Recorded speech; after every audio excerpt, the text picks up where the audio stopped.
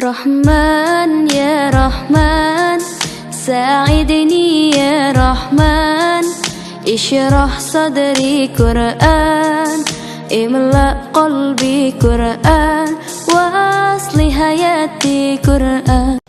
Bagaimana kalau suami istri kerja, anak-anaknya dititipkan ke orang tua? Apakah suami istri ini zalim? Ya, zalim. Berapa kali ibu kita itu tidak jadi sholat duha dulu 30 tahun yang lalu. Mak, kau tak jadi sholat duha gara-gara aku kencing di kainmu. Kau tak jadi tahajud malam karena aku menangis. Coba ibu bapak pulang ke rumah, kalau emaknya masih hidup, tanya berapa bulan aku nangis dulu. Ustaz sudah nanya, udah saya tanya emak saya. Mak, aku dulu nangis berapa bulan tiap malam? 7 bulan kau tak pernah berhenti menangis tiap malam. Itulah maka suara saya kuat ceramah. 7 bulan, asal sudah jam 6 sore kau gas sampai azan subuh. Ganti-gantian kami mengendong. Jadi kita ini mesti kita tanya itu. Sekarang setelah anak kita besar, anak kita pula kita titipkan ke dia. Dia tidak pernah menolak cucu karena tidak ada nenek tak sayang pada cucu. Kita yang berpikir kapan kita bahagiakan dia. Belikan kain, buatkan baju yang dia suka, apa yang dia senangi, berikan makanan. Mereka tidak minta banyak, yang mereka minta adalah kebahagiaan, kesenangan di hari tuanya. Itu saja. Jangan sampai kita menyesal setelah dia mati meninggal dunia, barulah menyesal. Berapa banyak WhatsApp masuk pesan ke saya, Ustaz, dulu saya cuek, saya tidak merasa perlu. Setelah dia meninggal barulah saya merasa anak durhaka, Pak Ustaz. Enggak saya balas WA-nya. Apa hukumnya bagi muslim berdiam jika ada kemaksiatan di depan matanya, padahal kita bisa menghentikannya, meminimalisirnya? Man ra'a minkum mungkaran, siapa di antara kalian yang melihat kemungkaran, falyughayyirhu biyadihi, robah dengan tangan. Dengan tanganmu kau robah.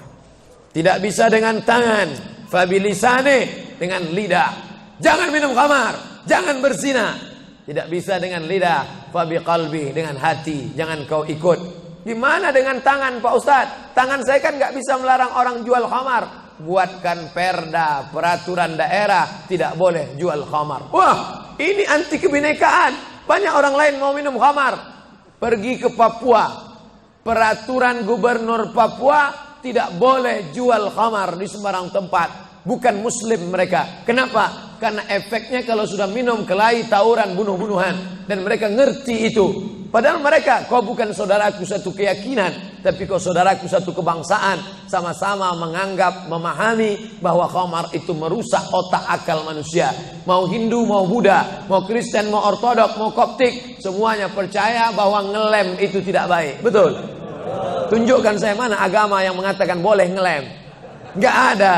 Oleh sebab itu maka cegah kemungkaran. Dengan apa? Dengan perda, peraturan daerah. Yang buat perda itu siapa? Yang buat perda itu siapa? DPR. Yang milih DPR siapa? Kita. Kapan kita milihnya? 2019. Allahu Akbar. Kalau begini banyak suara, begini banyak. Wah, politikus kalau sudah melihat orang banyak begini, beda dengan pedagang. Kalau pedagang melihat banyak, dia pikir ini untungnya berapa nih. Tapi kalau politikus melihat banyak, wah ini 2 kursi nih katanya.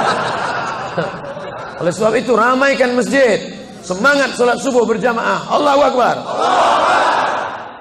Ada hadis menyatakan sebaik-baik shop wanita di belakang.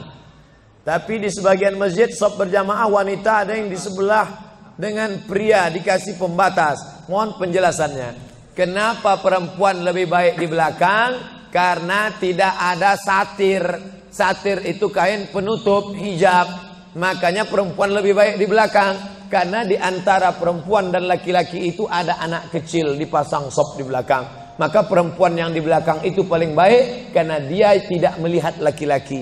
Laki-laki paling baik di depan karena dia tidak melihat perempuan. Sedangkan kalau ada temboknya, ada dindingnya, ada kainnya, bisa dibuat di samping Masjid Istiqlal. Itu dibuat di samping kiri atau di atas.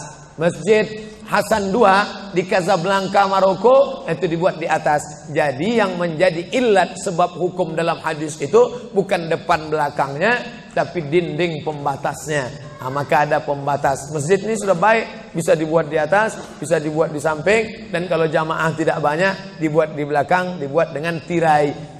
Tirainya penutup sampai ke kepala. Karena ada juga tirai saya lihat hanya sampai ke pinggang. Itu nggak ada gunanya, karena orang tetap bisa melihat. Nah, ini masalah melihat.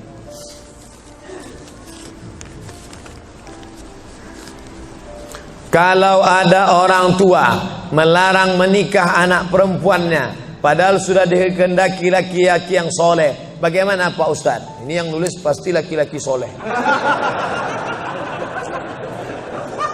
Idza ja'akum man tardawna dinahu, kalau datang ke rumah kamu laki-laki, agamanya baik, akhlaknya baik, fazawwijuhu, nikahkan dia. Kalau tidak kamu nikahkan, takun fitnatun fil ardi, akan terjadi fitnah yang besar, wa fasadun arid, kerusakan yang sangat luas. Apa dia? Kalau nikah mahal, maka zina murah.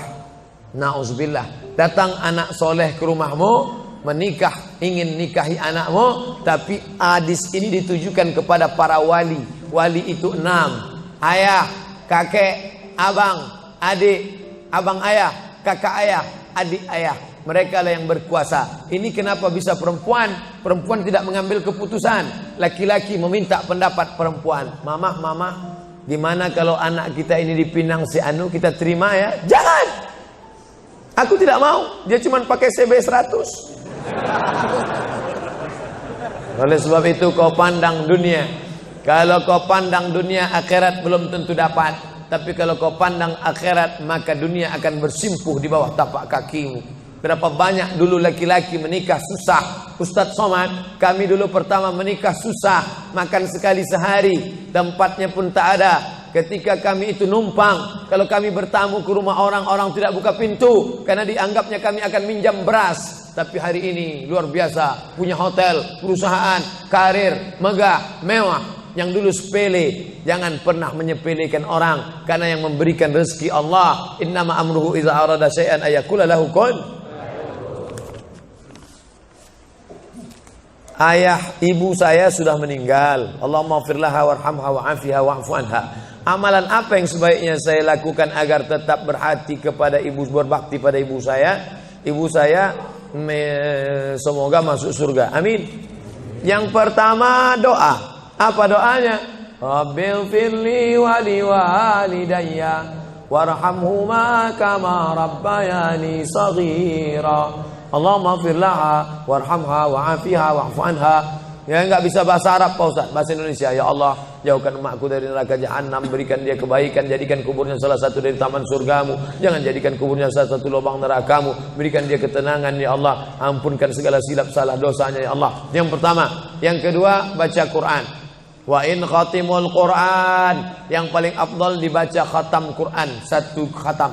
Untuk almarhumah emakku, aku hadiahkan pahala bacaan Quran sekhatam. Kalau tidak bisa 1 khatam, bacakan Yasin, hatinya Quran. Kalau tidak baca Yasin, jurus terakhir Ummul Quran, Al-Fatihah. Al-Fatihah pun tak bisa, mati aja lah. Yang ketiga, sedekah. Saat sayang betul dengan emaknya, lalu emaknya meninggal dunia, dia datang melapor kepada Nabi, ya Rasulullah, ummi matat, emakku sudah meninggal dunia, apa atasaddaqu anha, kalau aku bersedekah, apakah sedekahnya sampai ke almarhumah emakku? Kata Nabi, tasaddaq, bersedekahlah. Ayyu sadaqatu afdal, apa sedekah yang paling afdal? Kata Nabi, saqyul ma', memberi air minum. Yang paling afdal adalah memberi air minum. Karena di jazirah Arab susah membuat sumur bor, sedekah air minum. Tapi di Bekasi jangan lagi sedekah air, karena masjid kita sudah diapit 2 danau. Sampai-sampai nama masjid ini pun Masjid Al-Danau, Al-Qalam. Diapit 2 kolam. Nah, oleh sebab itu jangan lagi sedekah air. Sedekah apa? Sedekah AC, sedekah kipas angin, sedekah mikrofon, sedekah kamera, sedekah CCTV. Maka insya Allah mengalir pada almarhumah. Yang pertama doa. yang kedua baca Quran, yang ketiga sedekah, yang keempat kurban. Nanti mau hari raya kurban, ini 1 kambing untuk almarhumah emakku. Yang kelima haji. Kalau dia dulu belum haji, badal hajikan. Yang keenam puasa. Mana tahu dulu ada puasanya tinggal, kita laksanakan puasa. Man mata, siapa yang mati, wa alaihi siyamun, punya utang puasa, soma'an huwa liyuhu, maka ahli warisnya melaksanakan puasa untuknya. Bolehkah di sujud akhir kita berdoa dengan doa yang ada dalam Quran? Aqrabu ma yakunul abdu min rabbihi wa huwa sajid. Seorang hamba paling dekat dengan Allah bukan di Makkah. Saya merasa dekat betul dengan Allah ketika di Ka'bah, Pak Ustaz. Lalu bagaimana dengan orang miskin yang tak punya duit untuk ke Makkah? Maka orang paling dekat dengan Allah wa huwa sajid, waktu sujud terakhir. Fa'aksiru fihi doa, perbanyaklah doa di sujud terakhir, tapi jangan bahasa Indonesia. Karena kalau dia ucapkan ya Allah tolong aku, batal salatnya. Pakai bahasa Arab. Kalau nggak bisa bahasa Arab, dalam hati saja. Berapa lama sujud terakhir itu? Sampai Sayyidatuna Aisyah mencubit tangan Nabi dari balik kain. Selesai sholat Nabi tanya, Aisyah, kenapa kau cubit tanganku tadi? Kata Aisyah, kusangka kau sudah sakratul maut ya Rasulullah. Saking panjangnya doa Nabi. Sementara kita yang belum ada apa-apanya, yang status belum jelas, cepat betul sujudnya, macam stempel kertas. Kenapa cepat betul sujud? Sujudlah lama. Bagus sujud lama, membantu turunnya darah menyembur dari jantung ke otak. Karena kalau oksigen kurang bisa kena stroke ringan. Sujud lama-lama, bernapas, jangan tahan napas, bernapas. Itu maka karpet jangan bau. Itu maka tak boleh tidur telungkup di masjid. Tidur telungkup ngences pas tempat orang sujud. Bangkit sujud pitam pingsan mak. Nah, ini penting. Lalu kemudian kalau dibaca dalam doa sujud itu ayat Quran boleh? Tak boleh. Karena Quran itu tinggi, sedangkan sujud itu rendah. Tak boleh yang tinggi diletakkan di rendah. Tapi kalau doa boleh. Begitu juga dengan perempuan halangan. Tak boleh baca Quran. Tapi kalau ayat Quran itu doa boleh. Contoh, Subhanalladzi sakhkhara lana hadza wa ma kunna lahu muqrinin wa inna ila rabbina lamunqalibun. Itu kan ayat Quran. Tapi ketika dibaca naik kendaraan boleh. Maka kalau ayat Quran bunyinya doa boleh. Mana? Rabbana atina fid dunya hasanah wa fil akhirati hasanah wa qina adzabannar. Itu doa, boleh dibaca. Saya seorang kepala rumah tangga, tinggal di rumah milik mertua. Sebagai kepala rumah tangga, apakah saya belum menunaikan kewajiban sebagai suami untuk membeli rumah tinggal buat keluarga? Ada ideal, ada darurat. Idealnya kau punya rumah, karena kewajibanmu hai kepala rumah tangga laki-laki ada 5. Kasih makan, kasih pakaian, kasih tempat tinggal, kasih pendidikan, kasih perhatian. Itulah kewajibanmu sebagai laki-laki. Beri makan, beri pakaian, beri tempat tinggal, beri pendidikan, beri perhatian anak dan istrimu. Tapi kalau kau tidak bisa, maka mertuamu baik, maka tinggallah di sana. Ya tidak apa-apa. Cuman kita tahu bagaimana bersikap sebagai seorang menantu, bagaimana dengan saudara-saudara ipar, bagaimana dengan mertua. Nah ini, kebetulan mertuanya baik. Alhamdulillah, bersyukurlah bapak-bapak yang dapat mertua baik. Persiapan apa yang diperlukan dalam memasuki umur 40 tahun? Enggak ada nunggu 40. Karena malaikat datang tak nunggu 40. Anak muda hafal 29 juz, tinggal 1 juz lagi. Mandi di sungai, terpeleset batu, mati. Anak muda. Orang tua sudah 70 tahun diponis dokter mati. Saya sudah diponis dokter katanya 3 bulan Pak Ustaz. Sudah berapa bulan Pak? Udah tahun setengah, enggak mati-mati. Jangan terlalu yakin dan percaya kepada kata manusia. Tapi saya tetap berobat ke dokter, saya tetap berobat ke rumah sakit. Tapi masalah keimanan, maka itu yang di atas. Innama amruhu idza arada syai'an ayakula lahu kun. Kalau sudah berumur 40, hati tak juga terbuka, tak juga tobat, tak juga insaf, na'udzubillah, dikhawatirkan tertutup pintu hati. Musibah bukan sakit, musibah bukan miskin, musibah tertutup pintu hati. Khatamallahu ala qulubihim wa ala sam'ihim wa ala absarihim. Makin tua makin menjadi-jadi, tak salat, tak puasa, tak berzakat, akhirnya mati dalam keadaan sakau, mati dalam keadaan dilokalisasi. Sudah jelas umur 70 tahun tetap juga mau berzina, nafsu ada, tenaga tak ada, dimakan Viagra 1 botol. Sama macam cup 70 diisi minyak pesawat, meletup, bam. Mati. Bagaimana hukumnya kalau sedang sa'i baca Mars Banser dan membacakan teks Pancasila yang videonya sekarang sedang viral? Ini memancing saya supaya orang bully saya aja. Saya dibully orang tuh biasa, tak masalah. Sebenarnya saya kasihan jamaah. Tolonglah Ustaz jangan kontroversial lagi, capek kami dibully ini.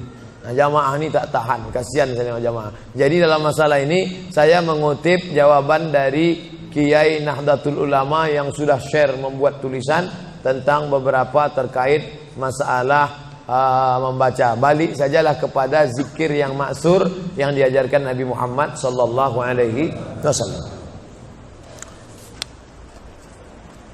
Mau nanya apa Ustaz? Kita hidup untuk apa dan mati untuk siapa? Itulah yang sudah dibahas tadi.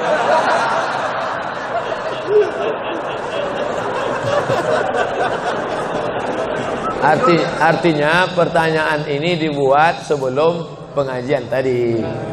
Kakak boleh suuzon. Kertas terakhir. Ada lagi. Kertas, kenapa Allah membolehkan poligami? Kenapa hikmah?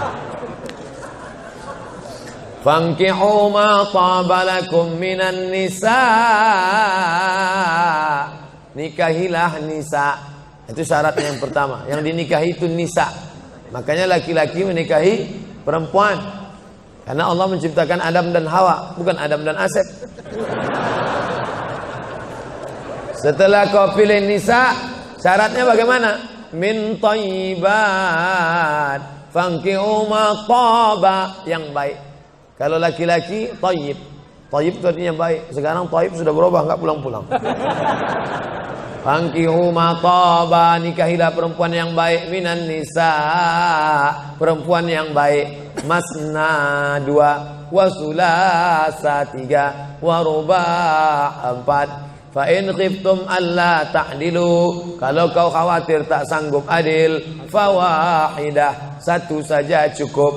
Ada seorang janda, dia punya anak, maka anak yatimnya ini perlu dijaga orang. Maka daripada dijaga orang lain, saya ajalah menjaganya. Nah, itu alasan pertama, karena untuk menjaga anak yatim. Itu alasan pertama. Alasan kedua, ada mungkin laki-laki yang dia 300 tenaga kuda. Tak bisa dia kalau tak poligami, tak cukup 1. Kalau sampai 1 tuh mati bu tuh. Nah, tuh. Jadi perempuan tidak boleh mengatakan lebih baik lakiku berzina. Oh enggak, maka dia harus berlapang dada menerima 300 tenaga kuda. Yang ketiga, untuk menghibur. Nabi Muhammad itu 25 tahun monogami, istrinya cuma 1, Khadijah saja. Jadi jangan katakan dia penyakit seksual, dituduhkan orang sekuler, liberal, kafir, munafik. Nabi Muhammad itu 25 tahun dalam keadaan lajang, tidak pernah berzina. Mereka menggelar dia Al-Amin. 25 tahun dalam keadaan istri 1, Khadijah. Setelah 50 tahun barulah dia menikahi beberapa perempuan dengan alasan karena suaminya mati perang, kalau dia dalam keadaan terluka, dengan alasan karena untuk mendekatkan hubungan dakwah kesukuan. Kalau dinikahi anaknya, maka suku itu akan menjadi tunduk, dengan alasan banyak. Nah, itu jadi bukan hawa nafsu, karena 50 tahun dia mampu mengontrol hawa nafsunya. Di akhir hayatnya, ini adalah ujian bagi umat Nabi Muhammad sallallahu alaihi wasallam. Jadi simpelnya, kalau kita naik pesawat, kata pramugari, ada pintu normal sebelah kanan. Ladies and gentlemen, all of our passenger, seluruh penumpang, sebelah kanan pintu naik dan turun. Tapi bila terjadi pesawat meledak, atau masuk jurang, atau meletup, ini emergency door, ini boleh dibuka. Nah, jadi kalau mau buka itu, bukalah.